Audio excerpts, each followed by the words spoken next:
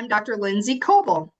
Dr. Noelle Crosby, and we are the Sound Sisters, and this is an episode of the Hearing Diaries.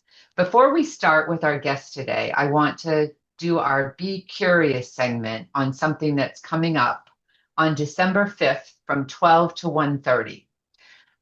Heidi Hill, an audiologist, is going to be offering an online webinar about optimal hearing aid fittings with auditory and cognitive processing in mind. So she's taken this topic and she's going to give us tips and strategies about how to fit more appropriately when somebody has cognitive problems. All the proceeds from this, it's $150, and all the proceeds are going to go towards the benefit to an audiologist in Malawi who is starting her first, it will be the first female-owned business in Malawi. Wow. And so all of the proceeds are going to go towards that. So you're going to learn from Heidi Hill, who is amazing, if anyone's ever listened to the information that she provides. And you're going to also be benefiting a female audiologist from Malawi. So we will post the link to this below, and you can, even if you can't see it live, you can get a recording of it. So we hope you can join us for that, or join them for that. Okay, and let's introduce our guests now. So today we are so excited to sit down with Dr. Melissa Wikoff from Peachtree Hearing. She is a private practice owner, a tinnitus expert, a community builder, and living proof that you can build something extraordinary even when others might tell you not to. We're going to dig into her journey, her resilience, her heart for service, and the kind of courage that really inspires other audiologists to take the leap too. So, Melissa, let's start with tell us about how audiology became a part of your life. Good morning. I'm such a big fan of both of yours. Thank you so much for having me today. How did audiology become a part of my life? When I was growing up, my grandfathers both had lost their hearing serving in World War II, and neither one could hear me very well. And I remember sitting on my grandpa's lap, and I was a shy kid. I must have been 8 or 9, and I went to whisper a secret, and he couldn't hear me. And so he said, "What?" And so I got a little louder and I repeated it again, and he couldn't hear me, and he said, "What?" And then I didn't want to repeat it again. That moment was broken. And so I didn't ever want families and special people in your life to have those moments broken. So that's kind of why I am an audiologist. During my undergrad, I took a course by a professor. His name is Dr. Chris Zalewski, and he also works at NIH, or the National Institutes of Health. And he invited me to shadow him for a day. And so he was really the first person that inspired my true love of the field and took me under his wing and really taught me much of everything that I know. So I'm very grateful to Dr. Zalewski over at NIH. What a neat story. I love that. Yeah, it's so nice to have somebody, a mentor like that, that takes you and really helps helps you show your love of something that you didn't even know, that you might want to do. I didn't even know what audiology was. I didn't either. I was going to be a speech pathologist. Yeah. So I know that before you had your own practice, you were in different settings.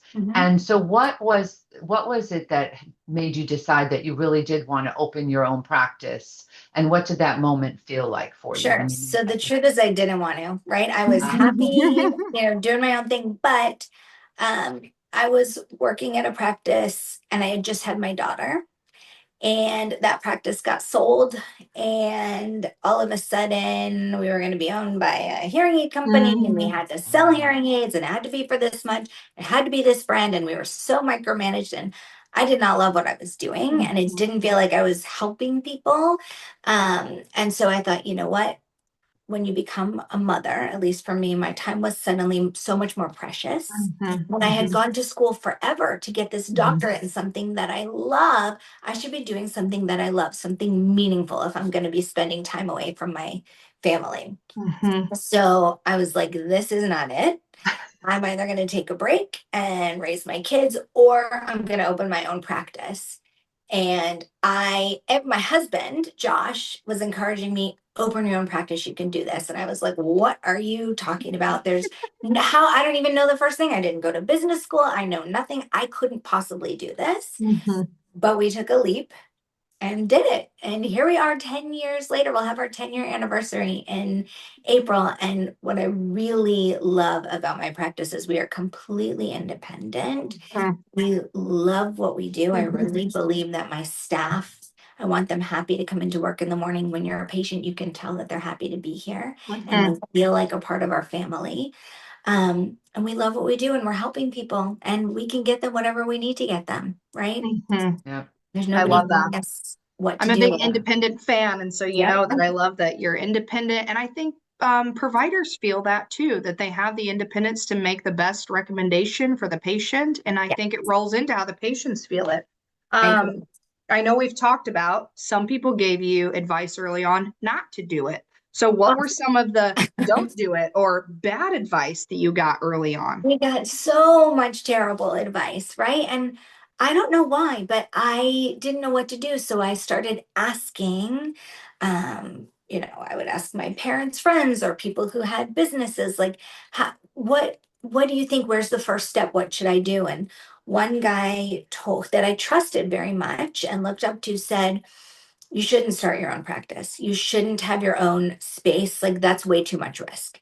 You should find Mhm. somebody who already has a sound booth and just try and rent space a couple hours a week in their booth.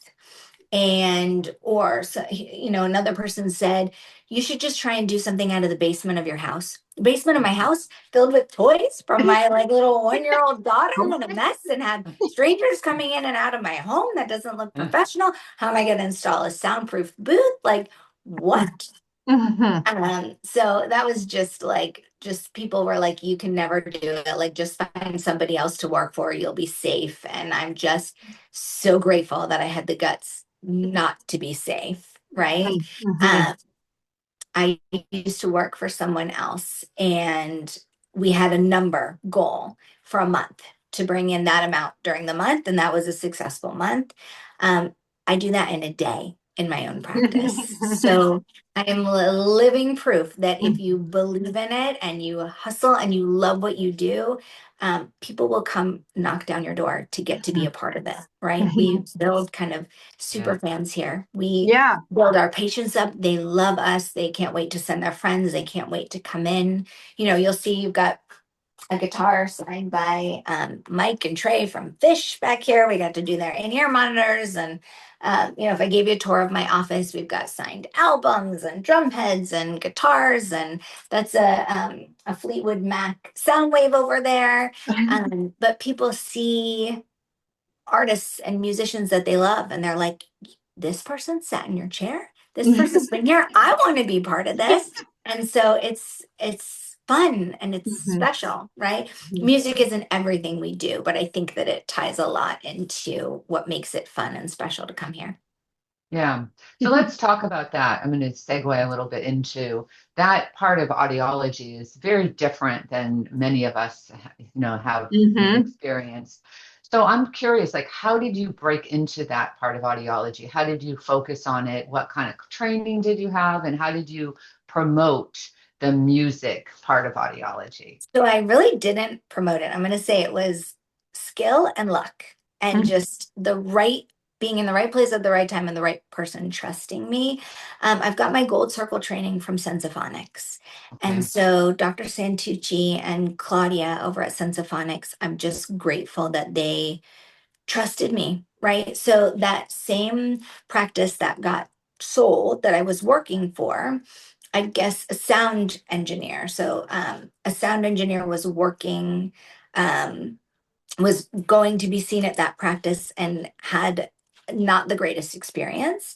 And so he called over to Sensophonics and said, you got to send me somewhere else. And Mhm. I had just opened my doors. Like I didn't have all of my equipment. I didn't have a receptionist. It was just me. I didn't have a front desk. I had a folding table and a chair while I was getting ready, right? But they sent him my way. I saw him, I opened my door, I saw him at 9:30 at night to accommodate him. Mhm. And I treated him like he was just as special as the person he's sound engineering for because he deserves that, and so does everyone, Mhm. right? Everybody that walks in this door is special and important. And I did more than just your standard hearing screening. I did more than the ear molds. We talked about hearing protection. We tested his hearing, and your ears are your money makers in that business. And Mhm. so we developed, I guess, a bit of a relationship there I didn't even realize. But he called the manufacturer, sent them to me, and said, "This was an incredible experience, and you've got to send everybody here." And Mhm. I'm so grateful. He and I are still great friends to this day. He worked on the halftime show for a Super Bowl a couple years ago. And so we got to go and make in-ears before that Super Bowl. And Love it. my staff and I walked in the room, and everybody, like from the drummer to the sound engineer to the singers, they're cheering when we walk in the room because they know us and we love them. And we cheer them on, just like the two of you. Both of you are always cheering everybody on from your social media. And it's something just like that, right? I don't think that part can be taught, but it's just relationships. So it's just been word of mouth. And then one day we had a YouTube that went viral. I think it's got 170 million views right Oh, now. Oh my wow. God. You're a So superstar. I know Yeah, I it's didn't even know that. I'll have to find that and right. watch it. And people see that and they want to come in because of it. Mhm. So because people saw that I had people flying in from London, people coming from Colorado, like I'm just here in Atlanta.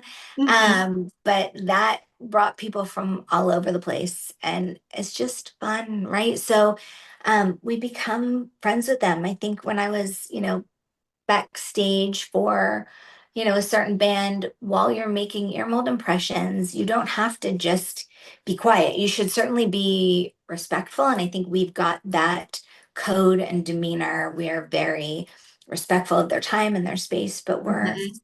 friendly, and so we've become friends with them. So one of my favorite bands, they play my favorite song. um, I've become friends with a couple of the guys. We've taken just their ear mold impressions. And when they know we're coming to a show, they'll let us know. They'll send us passes. So one of the bands sent me backstage passes, and my dad is really my music inspiration. I grew up loving what was playing in the car. So classic rock, Grateful Dead. So we have that playing when you come into the office. It's about like, what do Oh, we I want love to hear? that That's too. that's what I love. So, Mhm. your ears, it's a whole sensory experience when you come in here, Mhm. from the sounds to the Yeah. smells to the sights. Mhm. Um, but that's what I love. So my dad is the inspiration, and we a couple summers ago went to see Neil Young, and out of the crowd, the drummer from this band spotted me, flagged me over, brought his friends over, and in front of his friends introduced me to them Mhm. as his audiologist. He wasn't embarrassed to have an audiologist. Mhm. It was just like a highlight moment. Mhm. My dad's a veterinarian, and he took care of the drummer of the Allman Brothers, which is Southern rock. And I feel like this band is like, Oh, we know the Allman Brothers because that's like a local I know Oh, Dickie. We that's group in talked about cool. Dickie Sarasota. Betts, right? Yeah, So a yep. lot of these guys were playing at a tribute to Dickie Betts that I Yep. got to go to and Oh see yeah, them yeah. in Mhm. February in Macon. But so I've always, he had a client that was a rock star, and I just always Mhm. thought that was so cool. How do I do that? So when it happened, we just kind of took it and ran with it, and it's just fun, right? That's not a huge money Mhm. maker for our business, but how much fun if you're going to work your tushy off and you are going to work hard. Make your practice, make your business something that is joyful and that you love. So Mhm. when I had the chance to fly to Florida for 24 hours, my husband kept the kids and was such a good sport about it. I went and I saw the show, and I got to introduce my dad to the band, and we hung out, and we didn't sit down the whole time. We had so much fun, and And I I think that's it love gives what you it's all that. about. pride. It gives you pride in Gives your you pride. practice and being an Yeah. audiologist and Yeah. serving in a way that I think people just think audiology is just hearing aids. It's like, no, Yeah. Totally. the world is the oyster out there. There's so much that we can do with audiology. I Yes. love that. Yes. I think let's shift to another thing, another passion project, which is your hearing aids for the Holocaust survivors program. Tell us where that idea came from. Tell Yeah. us a little bit about it. Sure. So when I opened from scratch. I didn't have a single patient file. I had nothing, nobody. So I thought, what can I do that's going to make a difference in my community? How, until I can get people who want to pay me and come in, what can I do Mhm. where I can use my degree and be of service? And so I had seen, when I was researching to open a practice, my undergrad was at the University of Maryland, and I saw that they had done something, I think through Signia, where they had given some Holocaust survivors hearing aids, and I thought that would be incredible. That's what I could do. Mhm. Um, so this is something we do completely volunteer based. We don't get any kind of tax credit, any kind of money. There's nothing we get in exchange other than we feel good and we make a difference for people. But I contacted Jewish Family and Career Services in Atlanta, and they helped me find survivors who were low income. They did all of the qualifying. I had no right or knowledge or skills to figure out, how do I know that somebody actually is a Holocaust survivor. So they did all of that for me. And then they sent them to me, and I wrote letters and made calls. And remember, I was nobody. So what manufacturer is going to say, sure, we're going to give her tens of thousands of dollars, right, of equipment when she's never bought anything from us? Because I hadn't bought a single thing from anyone yet. And I am very grateful to Starkey, particularly Dr. Kate Marr over at Starkey, who believed in me and believed in what we were doing. We started with 17 survivors we got everybody fit in August of 2017. I fit 17 survivors. And to date, I have fit about 76 survivors. Wow. So it's grown from word of mouth. And, during the pandemic, donations stopped from hearing aid manufacturers. But our community knew about it. And so when people got new hearing aids or passed away, they would donate their hearing aids, and any hearing aids that were high end, I would send into Starkey. They refurbished them for us. So they were brand new hearing aids, and it kept us going through COVID. And it just helps us help people hear and have a little gift. These people so deserve, this community in particular deserves to hear. When you're not hearing, you can isolate yourself and revert back to your memories. And this is a community of people who has fought so very hard to have a family and have a life. So it's just a really special, awesome. Like it seems so simple, such a simple gift, but it takes financial and support to be able to do that. And so that is so nice that you donate your time and just, I think again, it's like you carving out these ways to make your office so fun above and beyond what we think is just the typical audiology practice. Yeah. And that's also not the community service. We love community service, and I believe in building up my community that builds us up, right? But if you're gonna thrive and survive, you have to set yourself apart from the practice down the street. You have to set yourself apart from the big box stores. Yep. Well, what I notice about you too is, so I feel like when I see you online, because that's kind of how I see you, right? We don't talk a lot, but I get to know you states away. And but I can still be your fan from far away. I know I'm your big fan. Like, I just am so impressed with everything.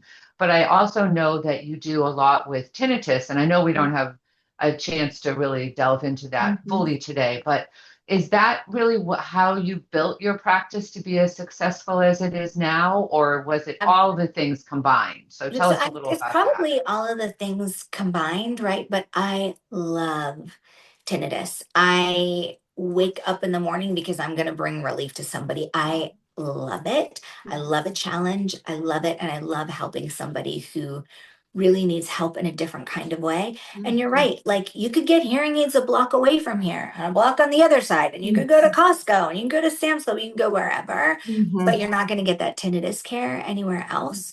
I'm very lucky because I was hand trained. One of my close personal friends and mentors is Dr. Steve Nagler, who's one of the godfathers of tinnitus right here in Atlanta. So he and I have a wonderful relationship. He taught me a lot. Is he an ENT? What I know. So he's a physician. He's a retired physician. But but he's very bright and Mhm. developed a lot of, like, if you take the ABA course for tinnitus, the CHTM, he's part of that course. Mm. He's Okay. really bright and like a wealth of knowledge. And he trusted me. So when he retired, a lot of his patients came our way, and they trusted us, right? Which has been wonderful. And from, I think since 2013, I've been tinnitus curious. So I went to the International Tinnitus Research Initiative in Valencia, Spain, and that just became another joy of mine. So I've traveled the globe to learn more about tinnitus. I served on the board of directors at the American Tinnitus Association for 2 terms. It's something that I love, and it's something that you're not going to get everywhere. I know the two of you are very well versed in tinnitus. Not like you It's though, my wonderful, dear. Well, I think, like you said, I think you have to become tinnitus curious and then Yes. really dive in. And like we've talked about going to these, international conferences. That's really where you're going to learn and immersing yourself into it. It's not just basic tinnitus care with let's fit a hearing aid. There's so much more to it. And you've spent, gosh. you said 2013. So it's been 12 years that you've been honing your tinnitus knowledge. I think Yeah, that's a I think testament in way itself. before, yeah, and way before many of us, I think we were always scared of tinnitus. We didn't know what to do with it. We didn't have a lot of solutions. And I think during COVID, I think there was like a big shift where a lot of us had more time. Mm. And I felt like that was like an opening of a door to more of us really incorporating it into our practices and not being as afraid of what are we going to do with this person And it's hard. and help them. It's so scary, when you have your own practice, you're on an island. There's Mhm. nobody to bounce ideas off of, and you're taking a lot of risk, right? You're taking on these patients who are trusting you, who want to seek relief, and there's no one size fits all here, right? You can't just throw everything at the wall, see what sticks, because these patients who are trusting you, who are paying you, who are giving you their valuable time and all of their hopes of relief, if you let them down, they're going to leave you worse. And so it's scary when you first start. So it's so important to have confidence in yourself when you do it, but also to really have that knowledge and education. Yeah. So I think we'll have to have you back on just to talk more about that subject, like what you do. Anytime. There should be, Melissa- I wish there were more people that did it. If I, Yes. I think there's such a need for people to do it, but not just anyone can do it. And I don't say that in a way like all those people that discourage me from opening a practice. It's not the same thing. It's that we have a responsibility as audiologists to take good care, not just sell somebody a hearing aid to sell a hearing aid. That's what's different That's about what drives me your crazy. practice and your practice and my practice, is that we all want to really help these people, and we know the weight of that responsibility we take on by saying we can help them. Yeah, I think Melissa could teach a whole tinnitus course. Yes, I think so. Things to consider In my spare time, to use. And I know. I feel you. I think let's move into our rapid fire and do our fun rapid fire questions. What would be one word that describes you and why? One word that describes me. Oh. Now I'm giving you like 100 words. I know. Excited. Oh, I was going to say something like that. Love that. I was going to say enthusiastic. Yeah, enthusiastic's a better word. Which is such a breath of fresh air to our industry. I feel like, why not? Yes. Yeah, you have to love what you do. I know. I love it. Passionate. There you go. I love it. And then if you could master any new skill overnight, what would that be? Auditory processing. Oh, me right? too. It's another field just like that with tinnitus that too. I'd love to learn that overnight in my spare time. Well, we'll have to tell Angela that you're I'd love to. I'll trade. I'll teach her tinnitus. She'll teach me APD. Yeah. I would say 2025, I'm APD curious. It's like, maybe me this is too. my day. Yeah. What is one sound that makes you happy? Oh, music. I knew it. I knew that was going to be it. And my kids giggles. My kids giggles. That's too. I love that too. And then what's a coffee order that gets you through your jam-packed kind of day or clinic or Zoom? Or if it's not coffee, what would it be? Actually, I'm going to give you, Neuromod, who makes Linear, I'm going to give you Ross's coffee order, was a triple venti black coffee. I've like never seen a man who can like be so productive and brilliant, smart. And I was like, that is No why you wonder guys he's so working with, smart. That right? Like e-ticket The Ross, 9 straight coffees a stuff. month. I couldn't believe it. So I'm shouting my out there, my Dr. Diet O'Neill, Coke, but my Diet Coke does not stand up to that order, Ross. I will we, start trying we that. call, in my house, we call the Diet Cokes fridge cigarettes. Yeah, it's pretty Oh, much. that is a Here I am. riot. Love that. If money was not a concern, what would you do? Travel the world, Me probably too. move to Me too. Hawaii. Put me on the plane. Put me on the plane. Yeah, that's how I feel too. And where do you see hearing healthcare in 10 years from now? Oh gosh, there's so much potential. I think it's just going to explode. I think we Mhm. have to be cautious that it doesn't explode in this like AI automated big box way. We can't let. Mhm. I know the two of you met talking about third parties and things like that. Mhm. We're a 0% Yeah. third party here. We don't do anything like that here. That's what Mhm. works for us, but we can't Mhm. let those guys take over in 10 years. Mhm. Mhm. But there's so With much you there. potential. What's one thing our profession could do better for patients or for each other? Same. I think, well, cheerlead each other on is Yeah. so important. Mhm. And then B, I think that we cannot let these managed care and insurance companies dictate how we take care of our patients. Mhm. Yes, good. That's very good advice. And then finally, we're all about the B theme over here. So what B fits you best? Kind, brave, curious, bold, or happy? I'm gonna go with brave Oh, and I love it. You are brave, Melissa. Yeah, I and love the it. two of you are too. It takes a lot of guts to put on a podcast, to have your own practices. So you're brave as well. Oh, thank you. You Well, want to close us Melissa, out, Noel? yes, I'm so happy to have you on today. And thank you for I'm just sharing your happy to get to see you story. both. Thank you again. Thank you. This was wonderful that you even thought of me for this. So thank Oh, you again. yes, This was you were really on the top wonderful. of the list, girl. Thank But Mhm. you. thank you for sharing your story with such honesty and heart. And your journey is a reminder that fear doesn't mean stop, it means keep going. And sometimes it means that this is the beginning of something big. Your resilience, generosity, and passion for lifting others up show exactly what's possible when women in audiology choose courage over comfort. So, to our listeners, take this as your sign. You don't need to be perfect. You just have to begin. You got to take that first step. So, be brave, be kind, be curious, and keep buzzing forward. And that's what you remind me of, like a little bee buzzing forward to I love it. creating change in the world. So, You made me thank you cry. Thank for you. everything Thank you you do. again. Thank you, Melissa. Bye, guys. Yeah. Thank you. Thank you all for joining us on the Sound Sisters, and we'll see you next time. Bye.